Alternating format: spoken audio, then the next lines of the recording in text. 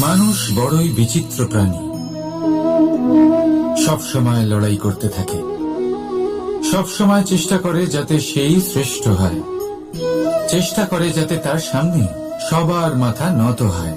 তাই সবার আগে শক্তি অর্জন করার চেষ্টা করে। সে শক্তি অর্জন করেও নেয়, আর তারপর ভয় দেখিয়ে সবাইকে নিজের সামনে নত করে। কিন্তু একটা গুরুত্বপূর্ণ কথা ভুলে যায়, বুঝতেই পারে না। দেখুন, আমি আপনাকে একটা উদাহরণ দিই। আপনি নিশ্চয়ই বৃক্ষ এবং তার ডালপালা দেখেছেন, যা ফলের ভারে নিচু হয়ে যায়। ফল পড়ে গেলে আবার সে উঠে যায়, তারপর আরো একটা ফল হয়, সেটাও পড়ে গেলে আবার উঠে যায়। সর্বদা নত থাকে না।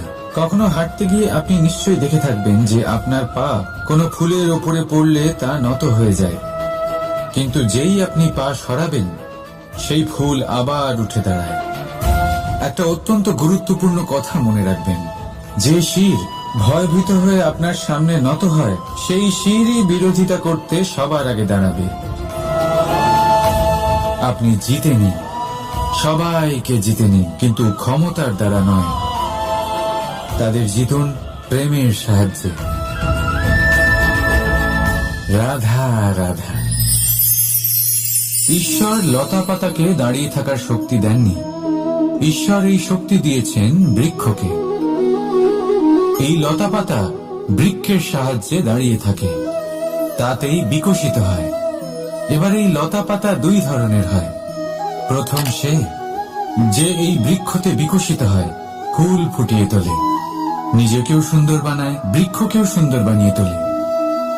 দ্বিতীয় সে যে বৃক্ষকে পুরোপুরি শুকিয়ে দেয়, তার প্রাণ শক্তি তার থেকে কেড়ে নেয়, আর শেষে নিজেও ধ্বংস হয়ে যায়। তাই মনে রাখবেন, যে ব্যক্তি সব সময় আপনার সাথে থাকে, সব সময় আপনার সম্বল হয়ে থাকে, সব সময় সে আপনাকে সাহায্য করে, আর যদি আপনি তার সাথে ছলনা করেন, আপনার অন্ত নিশ্চিত। এরকম কখনো করবেন না। সেই ব্যক্তিকে ভালোবাসা দিন, সম্মান দিন, আর আমার সাথে প্রসন্ন হয়ে বলুন, রাধা রাধা। কখনো আপনি কোনো কুমোরকে দেখেছেন যারা মাটির পাত্র বানায়? প্রথমে সে ভিজে মাটি মাখে, তারপর তাকে গড়ে, তারপর তাকে চাকায় দিয়ে সঠিক আকার দেয়। যদি আকার ঠিক না হয়, তা তক্ষুনি ঠিক করে দেয়, কারণ সে এটা জানে যে একবার এটা আগুনের তাপে দিয়ে দিলে, একবার এটা শুকিয়ে গেলে, তারপরে এর আকার কখনোই বদলানো যায় না। এখানে লুকিয়ে আছে একটা শিক্ষা, সমস্ত মাতা পিতার জন্য একটা শিক্ষা। মাতা পিতাও তো এরকমই হন। তাদের নিজেদের সন্তানকে সঠিক সময় মতো শ্রেষ্ঠ শিক্ষা দেওয়া উচিত। মাতা পিতা যেন কখনো তাদের বিধাতা না হতে চান, কিন্তু প্রতিটা মুহূর্তে সবসময় চেষ্টা করুন তাদের সঠিক পথ দেখানো। কখনো কোমলতা দিয়ে, কখনো ভালোবাসা দিয়ে, আর কখনো কঠোর হয়ে।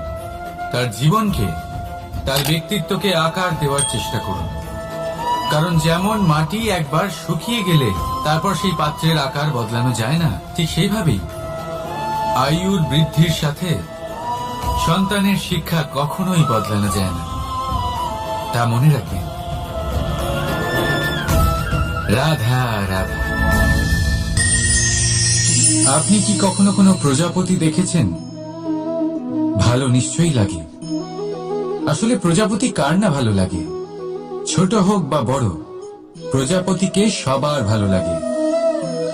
এবারে ভাবুন, এই প্রজাপতির সূত্রপাত কি করে হয়?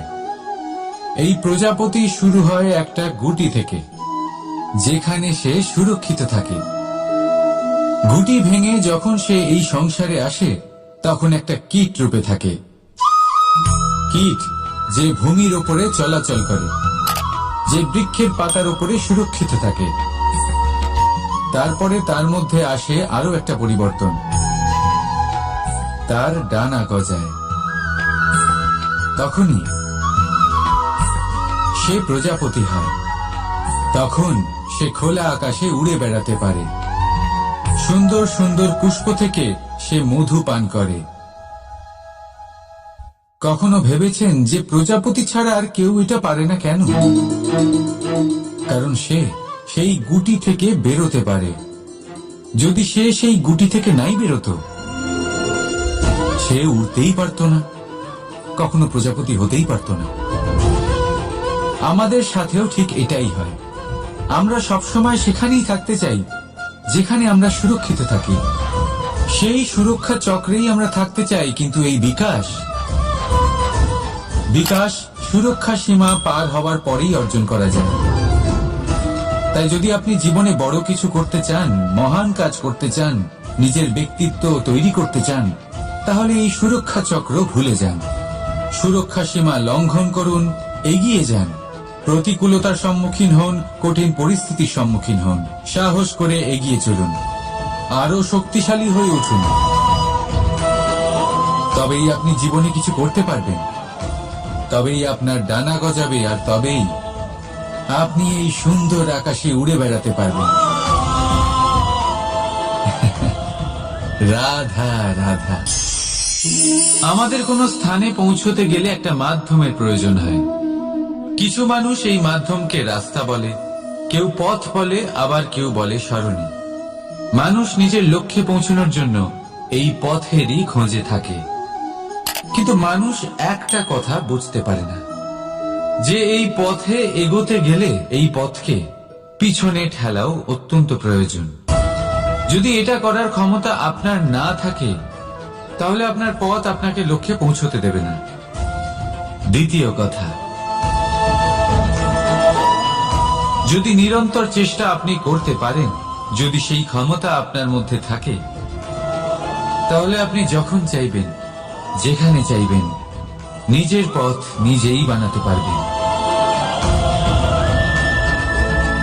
রাধা রাধা। আমাদের সব থেকে ভালো লাগে বিজয়, সব থেকে অপ্রিয় হলো পরাজয়। কিন্তু আপনাকে একটা কথা বলে দিই, হার নামক কোনো পরিণাম হয়ই না। যাই পরীক্ষা থাকুক না কেন, হয় সেটা জয়তে পরিবর্তিত হয়, নয় সেটা আমাদের কোনো শিক্ষা দিয়ে যায়। তাই কোনো কিছু নতুন শুরু করার আগে কখনো সংকোচ করবেন না। হয় জয় আপনাকে বিজয়ীর মালা পরাবে, নয়তো এই হার আপনাকে অমূল্য কিছু শিখিয়ে যাবে। রাধা রাধা। এই ছোট কাঠের ডাল দেখতে পাচ্ছেন আপনি? একটা বৃক্ষ থেকে এরম হাজার হাজার ডাল পাবেন, যা দিয়ে আপনি আগুন জ্বালাতে পারবেন, যা নিজে জ্বলে আমাদের ভোজন বানাতে সাহায্য করে থাকে, যা নিজে জ্বলে অন্ধকারে আমাদের আলোকিত করে। যদি এটাই অন্যভাবে দেখা যায়, তাহলে এমনই এক ছোট্ট ডালের টুকরো একটা ছোট্ট ফুলকিতেই নিজের সাথে হাজার হাজার বৃক্ষ জ্বালিয়ে দিতে পারে।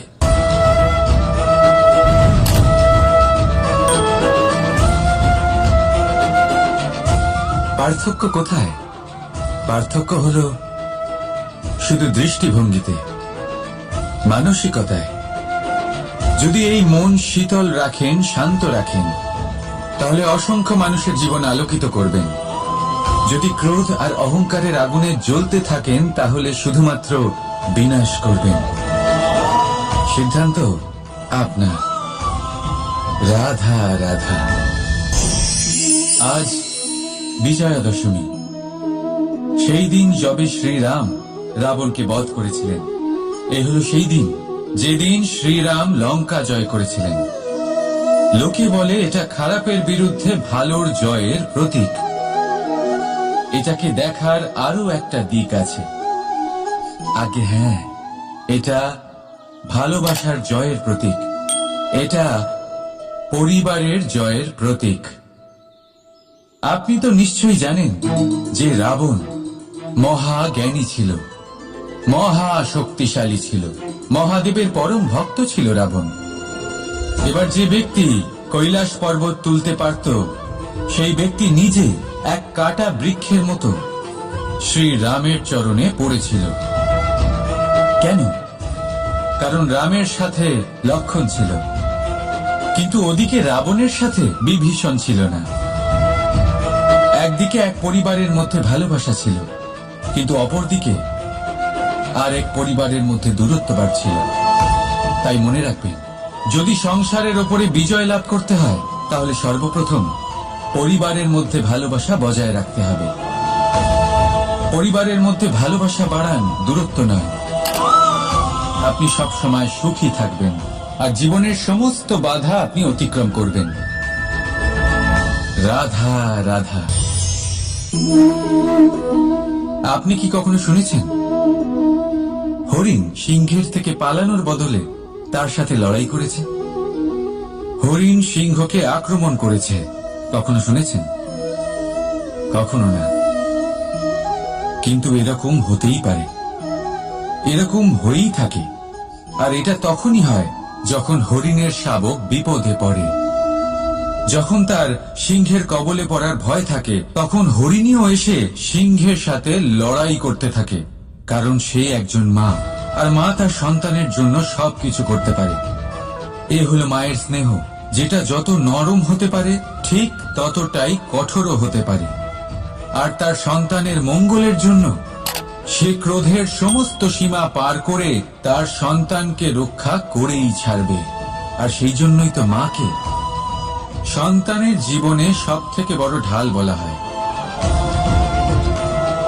এই মাকে আমার শত কোটি প্রণাম। রাধা রাধা। কামবোধ, এটাই আপনার অন্তরের প্রথম শত্রু।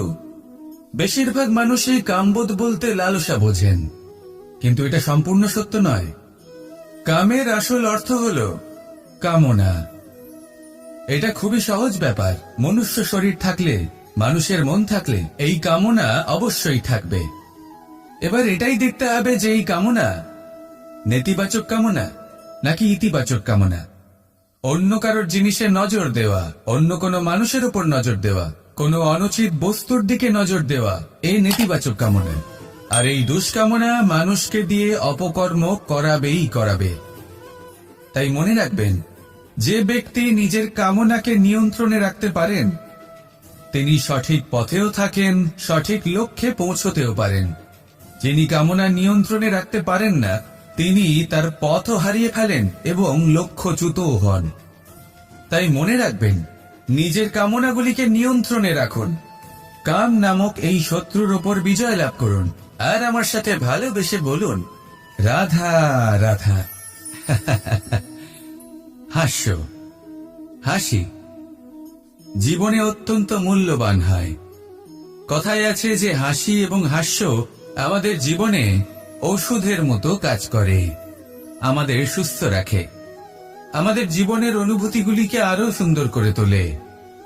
কিন্তু প্রত্যেক ওষুধের মতোই এর সাথেও এটাই হয়।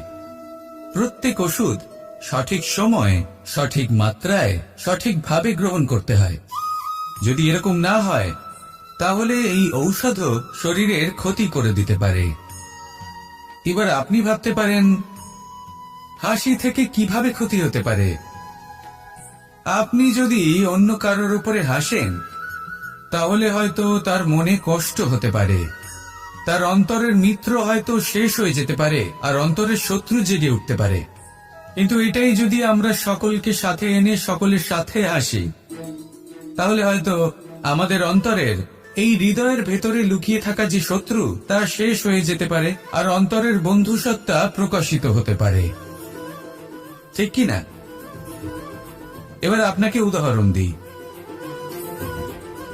যখন দ্রৌপদী দুর্যোধনকে নিয়ে হেসেছিল তখন তা মহাভারতের সৃষ্টির কারণ হয়েছিল। কিন্তু সেইখানেই যখন পার্থ আর মাধব একসাথে বসে মৃদুমন্দ হাসতেন তখন ধর্ম স্থাপন করা হয়েছিল। তা আপনি কি চান? কাউকে নিয়ে হেসে তাকে আঘাত করতে চান, নাকি সকলকে একসাথে এনে তাদের হাসিয়ে তুলে ধনাত্মক প্রভাব ফেলতে চান? সিদ্ধান্ত আপনার। আসুন আর আমার সাথে ভালোবেসে বলুন, রাধা রাধা। মাঝে মাঝে কিছু মুহূর্তের জন্য চোখ বন্ধ করে ধ্যানের বেদিতে বসে ধ্যান করতে চেষ্টা করুন আর বোঝার চেষ্টা করুন যে আমরা সর্বপ্রথম কি দেখতে পাচ্ছি, কি অনুভব করছি। আপনি দেখতে পাবেন সবার আগে আপনার চোখের সামনে আপনার দুষ্কর্মগুলিকে, আপনার লুকিয়ে থাকা ক্রোধ, অন্তরের যন্ত্রণা, ভয়, নিরাশা, এই সবকিছুই সবার আগে দেখতে পাবেন আপনি। আর এই সবকিছুই আমাদের দুঃখের কারণ হয়ে ওঠে। এই সবকিছুর সারমর্ম কি? সারমর্ম শুধু একটাই, সেটা হল এই যে আমাদের এই মন তা কিন্তু দুষ্কর্ম পছন্দই করে না।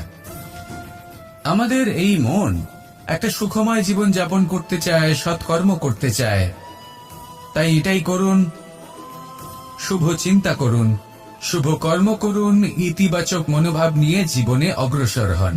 তারপর চোখ বন্ধ করে অন্তরে দেখতে থাকুন।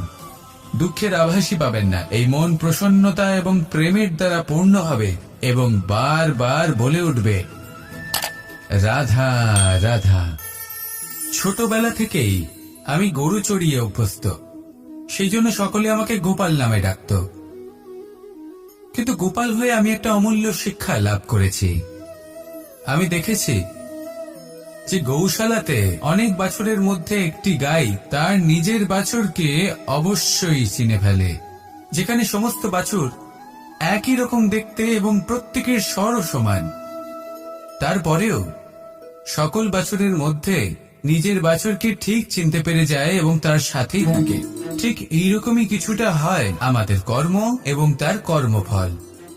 আপনি সবার মাঝে থেকেও কোনো কর্ম যদি করেন, সেই কর্মফল সবার মধ্যে আপনাকে চিনে ফেলবে এবং আপনার সাথেই থাকবে। তাই যখনই কর্ম করবেন ভেবে চিন্তে করবেন। কোনো কর্ম করার আগে একবার ভেবে দেখুন, তাহলে জীবনে বারংবার অনুতপ্ত হতে হবে না। কারণ বিষয়টা কিছুটা এরকম যে এই সংসারে আপনি কাল, কর্মফল এবং সময়, এই তিনের হাত থেকে কখনো লুকোতে পারবেন না, কখনো পালাতেও পারবেন না। আসুন আমার সাথে ভালোবেসে বলুন, রাধা রাধা। আভূষণ, কার না ভালো লাগে এই আভূষণ? আমরা পরিশ্রম করি, ধন অর্জন করি আর আভূষণ কিনে থাকি, কখনো নিজের জন্য, কখনো বা তাদের জন্য যাকে আমরা ভালোবাসি, বা তাদের জন্য যাকে আমরা সম্মান করি। হয়তো সেই জন্যই সীতা চূড়ামণি ধারণ করেছিলেন এবং আমি সামন্তকমণি। কিন্তু এটাই কি সেই প্রকৃত আভূষণ যা আপনার মূল্য বৃদ্ধি করে? না। শ্রীরামের আভূষণ হল ওনার নম্র ভদ্র ব্যবহার। মাতা সীতার আভূষণ হল ওনার সততা, ওনার নিষ্ঠা, ওনার ত্যাগ। অর্জুনের আভূষণ ছিল ওনার একাগ্রতা। রাধার আভূষণ ওনার প্রেম। এই আভূষণ কোথাও নেই, আপনার মনে আছে। যদি আপনার মনে মিষ্টতা থাকে, তা শান্ত হয়, তাতে সততা থাকে, নিষ্ঠা থাকে এবং প্রেম থাকে, তাহলে আপনার অন্য আর কোনো আভূষণের কোনো প্রয়োজন নেই। আপনি যতই ভিড়ের মাঝে থাকুন, আপনার ঔজ্জ্বল্য চোখে পড়বে। আসুন আর আমার সাথে ভালোবেসে বলুন, রাধা রাধা। সুখ এবং দুঃখ, এই দুই হলো আমাদের জীবনের অবশ্যম্ভাবী এবং গুরুত্বপূর্ণ অঙ্গ। আমাদের সকলের জীবনে কখনো সুখও আসে, আবার কখনো দুঃখও আসে। আমরা সবসময় ভাবি আমরা কিভাবে সুখ লাভ করব, কিভাবে আমরা দুঃখ থেকে দূরে থাকতে পারি। আর এই জীবনে যা কিছুই ঘটুক না কেন, সেই সবকিছু আমরা সুখ এবং দুঃখের মাপদণ্ডে মেপে থাকি। এবার এখানে একটা ছোট্ট বিষয় আছে। এটা ভেবে দেখতে হবে যে কে আসলে সুখী ব্যক্তি। সুখী ব্যক্তি হলেন তিনি যিনি নিজের জীবনে নিজের কর্মের বিশ্লেষণ করে থাকেন, সেই বুঝে পদক্ষেপ নেন। উনি কি করতে চলেছেন সেটা উনি জানেন। আর যদি ওনার কোনো দোষ থাকে বা ভুল থাকে, তাহলে সেগুলো শুধরে নিয়ে এগিয়ে চলেন। সেই জন্য উনি সুখী হন। অন্যদিকে যে ব্যক্তি দুঃখী, তিনি কি করেন? তিনি নিজের উপর নয়, অন্যের উপর নিজের নজর রাখেন যে তিনি কি করছেন, কিভাবে কর্ম করছেন, ওনারা অন্যের নিন্দা করেন, অন্যের সাফল্য দেখে ঈর্ষা করেন, ক্রুদ্ধ হয়ে যান, ওনাদের বাধা দিতে চেষ্টা করেন। সেই জন্যই তো ওনারা দুঃখী হন। এই সংসারে এমন অনেক ব্যক্তি আছেন যারা এই কারণে দুঃখী নন যে তাদের জীবনে দুঃখ আছে। তারা এই কারণে দুঃখ পান কারণ অন্যের জীবন অনেক বেশি সুখের। দেখুন, শেষ পর্যন্ত আপনাকে নিজের কর্মের প্রতি মনোসংযোগ করতেই হবে, অন্যের প্রতি নয়। কারণ আপনার জীবনে আপনার কর্ম হলো এমন একটা জিনিস যা আপনার নিয়ন্ত্রণে আছে। নিরন্তর চেষ্টা করতে থাকুন, নিজের কর্মকে বুঝতে শিখুন, শুধরে নিন, নিজেকে শ্রেষ্ঠ করে তুলুন। তখন সাফল্য নিজে থেকে আপনার কাছে আসবে, আর এই মন প্রসন্ন হয়ে বলবে, রাধা রাধা। প্রেমের পরিভাষা আসলে কি? ভিন্ন ভিন্ন ধরনের ব্যক্তি, ভিন্ন ভিন্ন ধরনের প্রেমী, আলোচক বিভিন্ন ধরনের পরিভাষা প্রদান করেন এই প্রেম নিয়ে। কিন্তু প্রত্যেকের মনে এই কখনো কখনো এই প্রশ্ন এসেছে, এই ভালোবাসা আসলে কি? নিজের প্রিয়তমকে জয় করাই কি প্রেম? চার হাত এক হয়ে যাবার নামই কি প্রেম? নিজের আবেগ ব্যক্ত করাই কি ভালোবাসা? না, প্রেমের অর্থ কাউকে লাভ করা নয়, বরং তার মাঝে বিলীন হয়ে যাওয়া। যদি কারোর হাত ধরে থাকি তাহলে আজীবন তার সাথে পথ চলা হলো প্রেম। প্রেম শুধুমাত্র সেটা নয় যা প্রেমী আর প্রেমিকার কেশ দামে মালা বেঁধে দেয়। মাতা পিতার জন্য দিনরাত পরিশ্রম করা, নিজের পরিবারের জন্য দিনরাত পরিশ্রম করা, সেটাও প্রেম। নিজের বন্ধুদের জন্য, আপনজনের জন্য সবকিছু উজাড় করে দেওয়ার নাম হলো ভালোবাসা। নিজের মাতৃভূমির জন্য সাহসের সাথে লড়াই করা এবং আনন্দে নিজের জীবন ত্যাগ করে দেওয়াও কিন্তু প্রেমের নামান্তর। সেই জন্য যারা বুদ্ধিমান ব্যক্তি তারা কখনো প্রেমের পরিভাষা খুঁজতে চান না, কারণ তারা জানেন যে এই প্রেম কতটা বিশাল। তারা জানেন যে এই প্রেম হলো এক বিশাল সাগর যাকে নিজের মুঠোয় ধরে রাখা যায় না। সেই জন্য এই প্রেমের সাগরে ডুবে যান এবং সকলকে ভালোবাসতে শিখুন। যদি সবাইকে ভালোবাসতে পারেন তাহলে তাদেরও কল্যাণ হবে যারা আপনাকে ভালোবাসে, তাদেরও কল্যাণ হবে যাদেরকে আপনি ভালোবাসেন, আর আপনারও কল্যাণ হবে। আর তখন এই মন ভালোবেসে বলবে, রাধা রাধা। এই সংসারের অন্তের, এর বিনাশের প্রারম্ভ কিভাবে হয়? কোন যোগের মাধ্যমে? কোন ভয়ানক অসুরের আগমনে? নাকি প্রকৃতির রাগের কারণে? না, এই সংসারের বিনাশের প্রারম্ভ হয় আমি থেকে। এই আমি, এই তুমি, এটা আমি করেছি, ওটা তুমি করেছো, এটা আমার, ওটা তোমার, আদি ইত্যাদি। এই ভাব যখন মনে বাসা বেঁধে নেয়, সর্বপ্রথম ঘর ভাগ হয়, তারপর বসতি, তারপর প্রাণ, আর তারপর দেশ, আর সবার শেষে সমস্ত সংসার ভাগ হয়ে যায়। আর এই ভাগ হয়ে যাওয়া শেষে মনোমালিন্যে পরিণত হয়। এখন এমত অবস্থায় কি করা যেতে পারে? কিভাবে বাঁচা যায় এই পরিস্থিতির থেকে? কিভাবে দূরে থাকা যায় এই বিনাশের থেকে? উত্তর সেই একটাই, করুণা। একে অপরের দরকারগুলি বুঝুন, একে অপরের সমস্যাগুলি বুঝুন, একে অপরের দুঃখের সাথী হয়ে দাঁড়ান, একে অপরের সুখের ভাগীদার হন। আর শেষে যখন এই আমি আমরাতে পরিণত হবে, তখন এই বিনাশ নিজে থেকেই দূরে চলে যাবে। তাহলে আমরাতে বিশ্বাস করতে শিখুন, আর আমার সাথে ভালোবেসে বলুন, রাধা রাধা। আপনি এমন অনেক মানুষকে দেখে থাকবেন যারা এই সংসার ত্যাগ করেছেন, নিজেদের ঘর বাড়ি সমস্ত সম্পর্ক ছেড়েছেন, বেরিয়ে পড়েছেন শুধুমাত্র ঈশ্বরের খোঁজে। মন দিয়ে সেবা করেছেন, কিন্তু তাও ওনারা কখনো ঈশ্বরের দর্শন পাননি। উল্টে মনে অসন্তুষ্টি আরো বেড়ে গেছে। কেন হয় এমনটা? একটা গুরুত্বপূর্ণ কথা মনে রাখবেন, সেই ঈশ্বরই আনন্দ। ধ্যানের অর্থ হল মনে আনন্দের জাগরণ করা, আর সেবার অর্থ হল সেই আনন্দকে সবার মধ্যে ভাগ করা।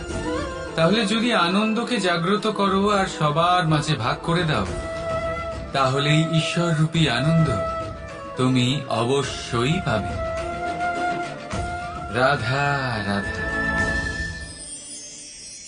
যদি আমাদের জীবনে কোনো শিল্পই না থাকে, তাহলে আমাদের জীবনটাই নিরস হয়ে যাবে। এখন যদি সবাইকে আমি জিজ্ঞেস করি সব থেকে বড় শিল্প কি, তো কেউ বলবে চিত্রশিল্প, কারণ তা ওনার মনকে আনন্দ দেয়। কেউ বলবে যুদ্ধ শিল্প, কারণ তাতে বিজয় প্রাপ্ত হয়। কেউ বলবে ভবন নির্মাণ শিল্প, কারণ তাতে ছাদ পাওয়া যায়। কেউ বলবে সঙ্গীত শিল্প, কেউ বলবে নৃত্য শিল্প, কেউ বলবে অভিনয় শিল্প, আদি ইত্যাদি। কিন্তু এই কথা নিয়ে বিবাদ করা অনুচিত, হতেই পারে না, কারণ প্রত্যেক ব্যক্তির নিজস্ব চিন্তাধারা এবং নিজস্ব দৃষ্টিভঙ্গি থাকে। শুধু একটা কথা আছে, একটা বিশেষ বিষয় যা সব শিল্পতেই পাওয়া যায়, মনকে প্রভাবিত করার গুণ। তো সব থেকে বড় শিল্প সেটা যা মনকে প্রভাবিত করে, আর সব থেকে বড় শিল্পী সে যে অন্যের মনে প্রবেশ করে। যার কাছে এই গুণ আছে সে সব থেকে বড় শিল্পী হবেন। যদি এই সংসার রঙ্গমঞ্চ হয়, তাহলে আমরা এই রঙ্গমঞ্চের শিল্পী। আর এখানেও সব থেকে বড় শিল্পী সেই হবে যে অন্যের মনে প্রবেশ করে সেখানে ঘর বাঁধতে পারে। আর এই মন অবধি পৌঁছনোর সিঁড়ি হল 2.5 অক্ষরের শব্দ, প্রেম। তাহলে প্রেম করতে থাকুন, প্রভাব বিস্তার করুন। রাধা রাধা। সূর্য আর চন্দ্র দুজনেই আকাশের অমিত চিহ্ন, দুজনেই প্রকাশ বিস্তার করে, কিন্তু সবসময় দুজনের তুলনা করা হয়। কে অধিক শীতল আর কে অধিক তীব্র, কে অধিক তেজবান আর কে অধিক শান্তিপ্রিয়। এবার এই তুলনা করা কি উচিত কাজ? কখনোই না, কারণ এই দুজনেই যতই প্রকাশপুঞ্জ হোক, কিন্তু এই দুজনেই ভিন্ন। দুজনেরই নিজের নিজের মাহাত্ম্য আছে, আর দুজনেরই নিজস্ব সময় আছে আলোকিত হওয়ার। তাই এদের তুলনা করা অনুচিত। ঠিক সেইভাবেই আমাদের জীবনেও তুলনা করা অনুচিত হবে। নিজের তুলনা অন্য কারোর সাথে কখনো করবেন না, আর যদি অন্য কেউ আপনার তুলনা অন্য কারোর সাথে করে তাতে মন দেবেন না, কারণ এই তুলনা থেকে নিজেকে হীন ভেবে নেওয়া আপনার জন্য ক্ষতিকর। এটা আপনার জন্য লাভজনক নয়। শুধু চেষ্টা করতে থাকুন, নিজেকে বিস্তার করতে থাকুন, আর অপেক্ষা করুন সঠিক সময়ে, কারণ সঠিক সময় আসলে আপনি নিজের গুণ, নিজের দক্ষতা অবশ্যই দেখাতে পারবেন। রাধা রাধা। জীবনে সবাই মহান হতে চায়, সবাই বড় হতে চায়, কিন্তু বড় হয় কিভাবে?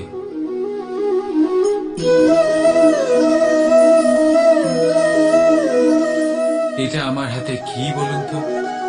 সর্ষে বীজ? না, এটা হলো বটের বীজ। এই বীজ এত ছোট হয় যে সবার সাথে সহজেই মিশে যায়, বড়ই সহজে ধরণীতে মিশে যায়। কিন্তু যখন এটা বৃক্ষ রূপে বড় হয়, আর তারপর যখন পড়ে যায়, সমস্ত পরিবেশকে কাঁপিয়ে দেয়। ঠিক এইভাবেই বড় হতে থাকুন, বটের বীজ আর বটের বৃক্ষ। আর যদি জীবনে আপনি সত্যি বড় হতে চান, তবে সর্বপ্রথম নিজের অহংকারকে, নিজের অভিমানকে ছোট করে নিন। এত ছোট যাতে সবার সাথে বসতে পারেন, কিন্তু অন্তর থেকে এত বড় হয়ে যান যাতে যখন আপনি উঠবেন তখন কেউ যাতে আর বসে না থাকতে পারে। রাধা রাধা। আমাদের মধ্যে এমন কজন আছে যারা ভয়েতে ভীত হয়ে পড়ে, কোনো বৃহৎ কার্য করার আগে মনের সামঞ্জস্য হারিয়ে ফেলে? মোটামুটি সবাই, তাই না?